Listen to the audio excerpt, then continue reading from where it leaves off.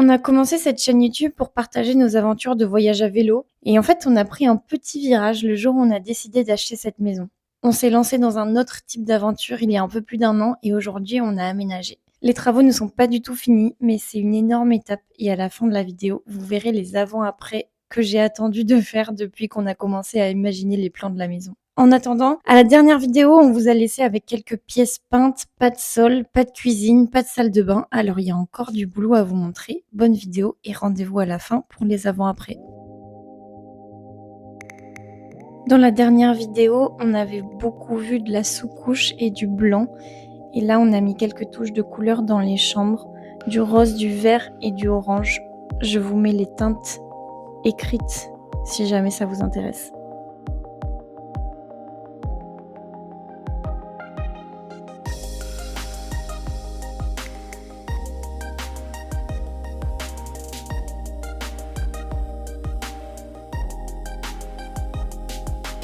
On n'a pas beaucoup vu la salle de bain jusqu'à maintenant dans les vidéos, donc voilà la salle de bain. Elle est tout en long et on a décidé de cloisonner un peu l'espace avec un espace douche, un espace WC, un espace vasque et un espace placard. Ça permet d'optimiser vraiment les rangements parce qu'on va avoir un placard presque sur mesure en fait, puisqu'on n'a plus qu'à mettre des étagères entre les deux cloisons qui ont été formées.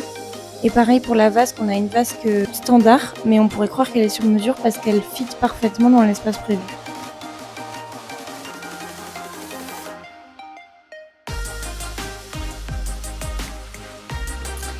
Et on a l'avancée aussi dans la salle de bain, des carreaux.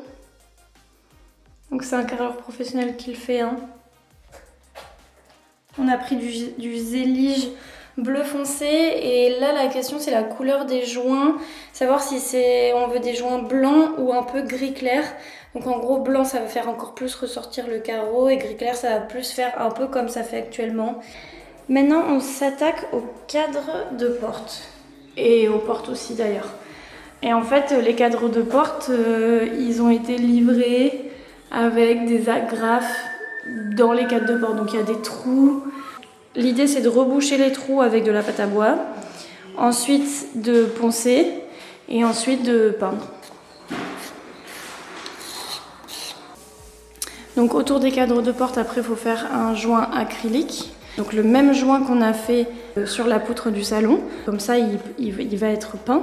Les joints ils doivent aussi être faits entre le placo et les fenêtres. On a pris une peinture chez Unicalo qui est un peu beige, qui peut faire un peu rose aussi pour peindre les cadres de porte et les portes. Donc après, toutes les autres seront peintes. Et l'idée, c'était d'avoir ce style-là que je vais mettre en photo. C'est une inspiration que j'avais trouvée sur Pinterest. De l'autre côté de la porte, je la fais de la même couleur aussi. Et là, vous avez vu normalement la première couche en time-lapse et ça donne super bien avec la seconde couche. On a décidé de pas peindre les niches pour qu'elles ressortent et je trouve que ça rend plutôt bien. Bon, ça sera bien sûr plus joli sans les caches verts sur les prises, mais c'est bien pratique pour peindre. Et Alaric, il a mis la poignée et c'est super bien, franchement ça rend bien. Avant d'attaquer le parquet en vidéo, on fait un petit tour dehors avec la pose de la cuve de récupération des eaux de pluie. On a tout un côté de notre toiture qui n'est pas relié aux égouts, donc on enterre une cuve de récupération des eaux de pluie pour pouvoir arroser le potager. Et le surplus de cette cuve, ça ira dans le jardin à travers des caissons d'infiltration d'eau de pluie qu'on voit en noir sur la vidéo, c'est les 3 petits trucs alignés là. Voilà, là on voit la dépose de la cuve dans le jardin, c'était hyper impressionnant. Et ce trou du coup dans le jardin, c'est pas pour faire une piscine pour ceux qui se demandaient, c'est vraiment pour arroser le potager quoi.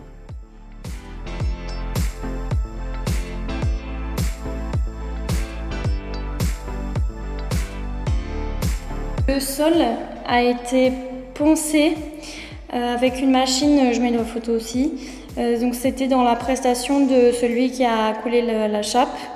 Ils l'ont poncé pour éviter qu'il y ait... mais encore là, je trouve qu'il y a encore des aspérités. Je me rends pas compte, une mini une mini bosse, comment, enfin si ça va se sentir ou pas sous le parquet. Bah, j'espère pas, parce que là il y en a quoi. Je vous dirai, même là il y en a. Bon.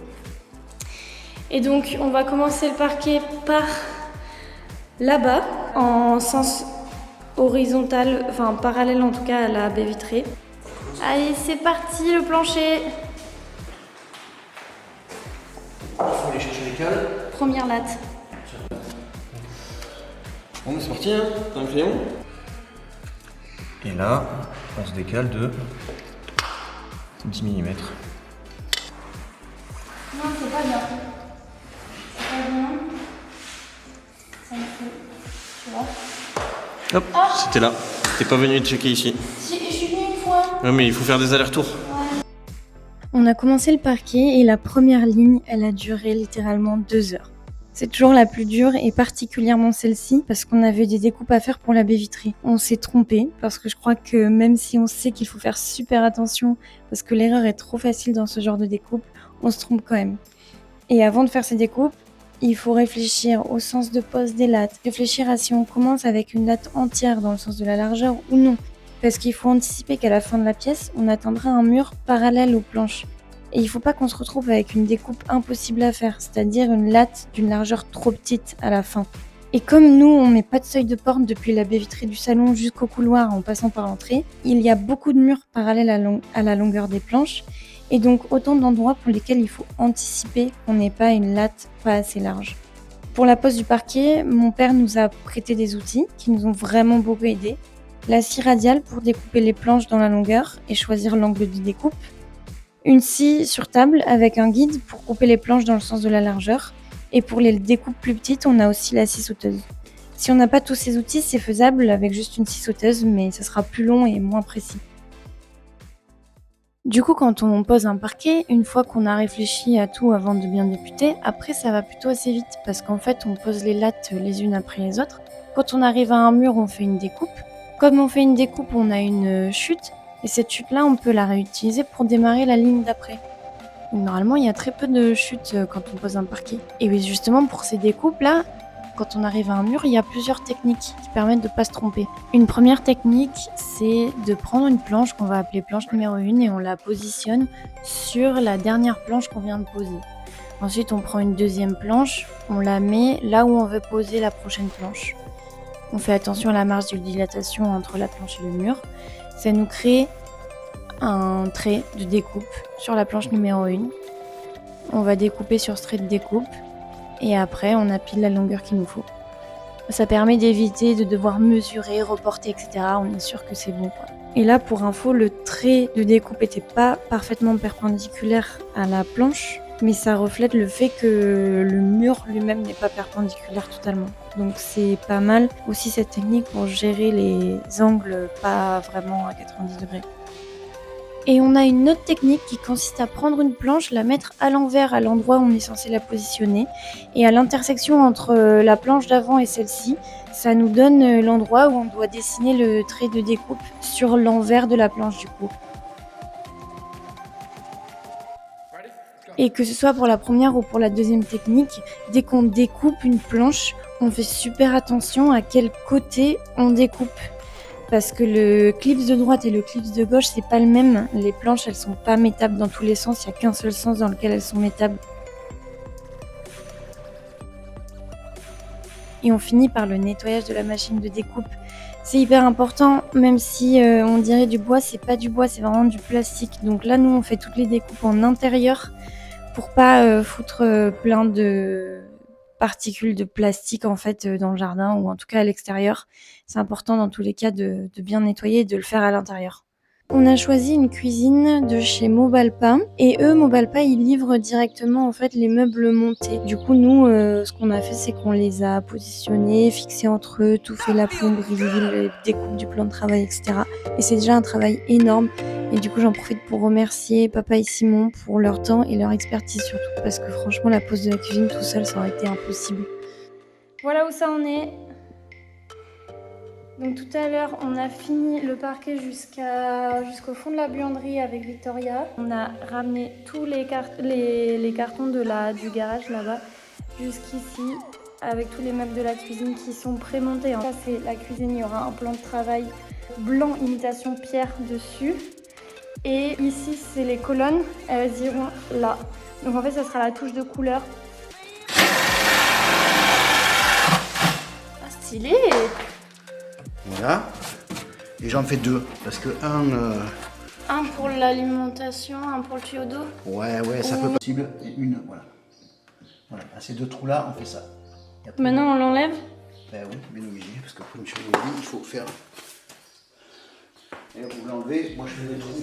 C'est bien droit. Ouf. 64,8. Ok, et comme ça? C'est droit.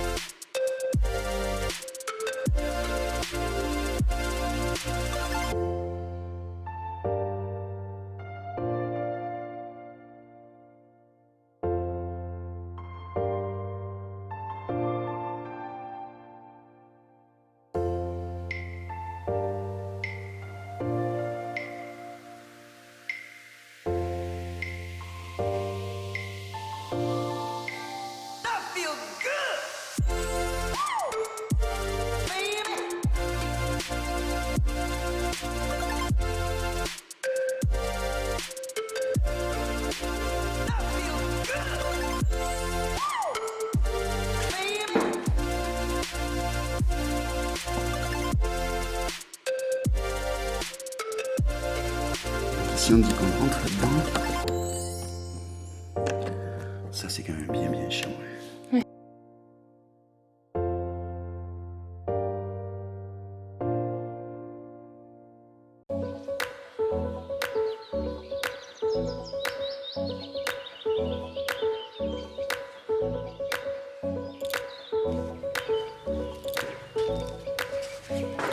Et la colle, elle sèche au bout de combien de temps? Enfin, au bout de combien de temps il faut qu'on mette le carreau? Là, il faut faire 4 carreaux et on colle et ainsi de suite. On fait 4 par 4? Après, ouais. Ok. Donc ici, on dit que là, c'est plutôt bon. À gauche, c'est bon? Là, tu vois, le lit, on dirait qu'il part un peu, mais bon, après, il n'y a pas moyen, mais maintenant qu'on a posé ça dessus, après, ouais, non, mais je suis d'accord avec toi que...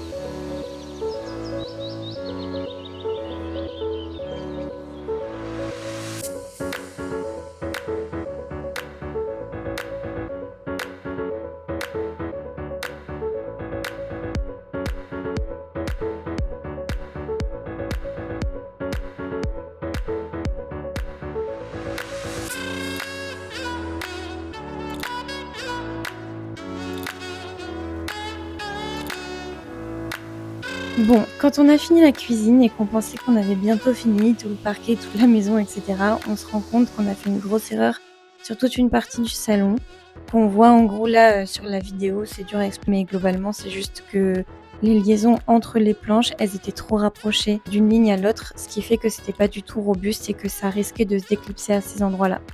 Et du coup, un soir, quitte à être encore dans les travaux, ne pas encore avoir mis notre canapé, notre table, etc., on s'est décidé à déclipser toutes les lattes depuis la baie vitrée jusqu'à la cuisine et ensuite toutes les refixer en faisant des découpes supplémentaires de manière à avoir la bonne marge entre les liaisons des lattes. Et du coup, ça nous a fait avoir plus de chutes. Mais comme notre salon, il faisait pile 4 fois la longueur d'une latte, on était obligé de faire ça et on aurait dû le faire dès le début pour éviter de perdre ce temps.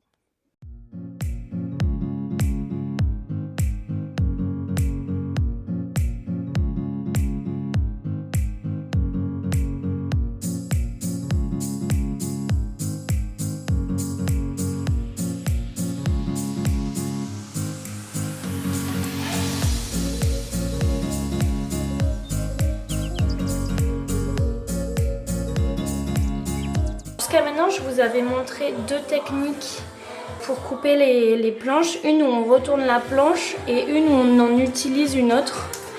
Et en fait, celle où on en utilise une autre, elle est très pratique pour les genres de découpes longitudinales comme ça. Parce que si le mur n'est pas exactement à 90 degrés, en fait, on ne peut pas juste prendre une mesure et la reporter. Il faut absolument avoir pile le trait dans le bon angle. Pour ce genre de découpe, la technique de la deuxième planche, elle est très utile. Du coup, on met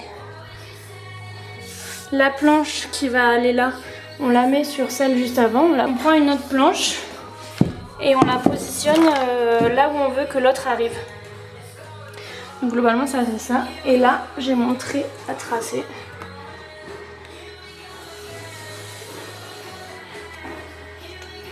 Voilà. Et après, celui-là de trait pour savoir où je m'arrête. Je vais juste prendre, je me mets là et je prends quelques millimètres de marge pour la dilatation. Je reporte.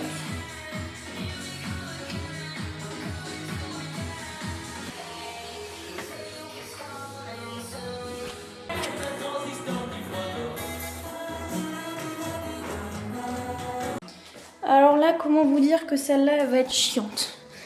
Parce que je dois arriver pile là, mais en partant de là. Donc c'est pareil, je vais faire Donc j'ai fait des découpes là-dessous avec un petit outil bien utile qui va permettre de faire rentrer le parquet dessous et on voit pas la différence. Donc par exemple ici, j'avais pas encore cette technique.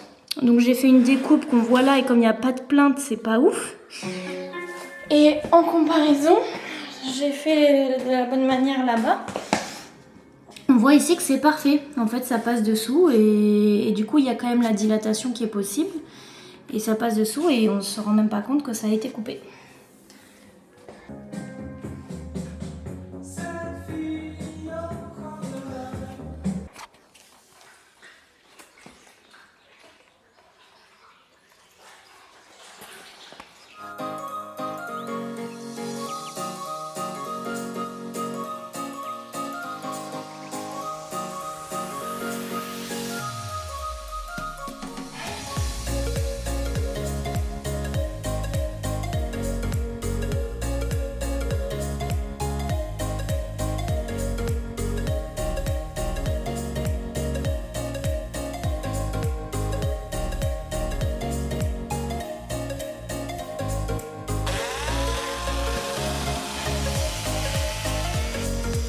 On s'attaque au seuil de porte.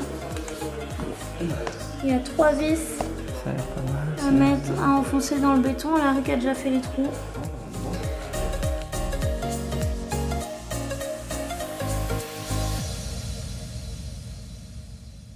Là, le parquet est totalement fini dans le couloir et dans l'entrée. Et on a même mis les seuils de porte. Et ici en parallèle, c'est atelier dressing. Ça, c'est le dressing. On a mis les trucs ici et là, je vais commencer à monter. On aura 3 grands placards là et 3 grands placards là. Voilà. Coucou. Rick, il peint le plafond de la salle de bain.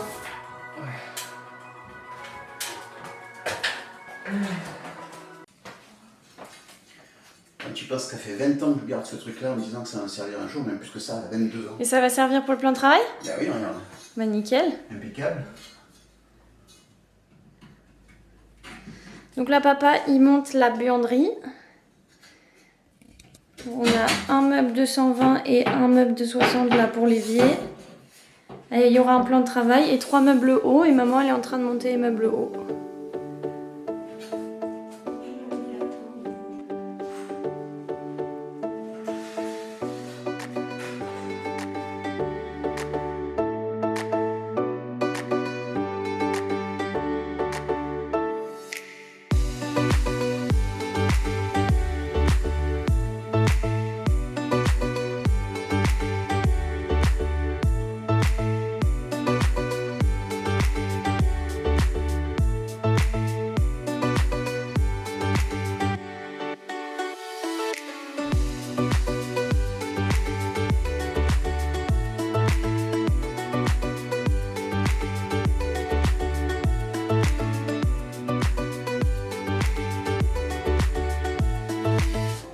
C'est parti pour les plaintes, c'est pas compliqué, c'est juste hyper fastidieux. Globalement, les étapes, c'est on peint, on positionne, on coupe, on colle, on fait les joints, on peint les joints, et voilà.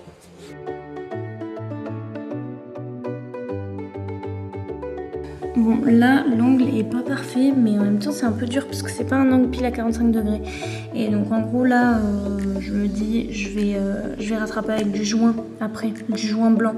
Donc, on positionne et ensuite, on trace où est-ce qu'on coupe. Et en fait, je dois faire un angle. Ouais, là, je suis bête parce que j'ai dessiné sur un truc que je vais garder. Voilà, et là le moment de vérité, pas mal.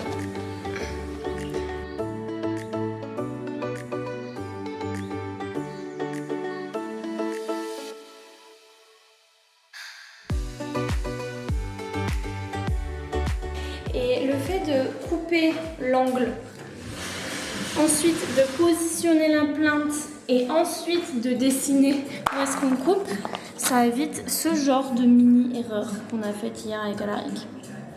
Donc vraiment, couper là-bas, positionner et ensuite tracer pour éviter de perdre un demi-millimètre, enfin un demi-centimètre. Bon, et là je suis obligée de vous montrer cette super nouvelle technique que j'ai trouvée pour faire des joints acryliques. En fait, c'est de mettre directement son doigt à la sortie du goulot là. Et ça met directement la bonne quantité de joints et on en gaspille beaucoup moins par rapport à la technique que je vous avais montrée dans un précédent épisode. Donc voilà, après il faut quand même repasser son doigt parce qu'il y en a quand même un tout petit peu plus de matière que nécessaire en faisant cette technique là. Mais c'est franchement super quoi. Et là, pas besoin de scotch.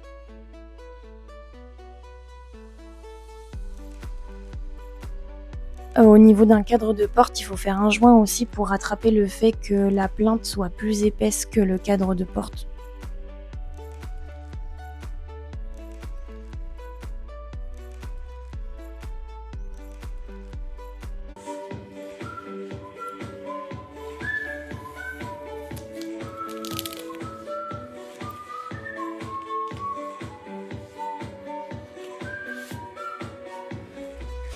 Donc là, je m'apprête à peindre le joint que j'ai fait entre les plaintes et le mur.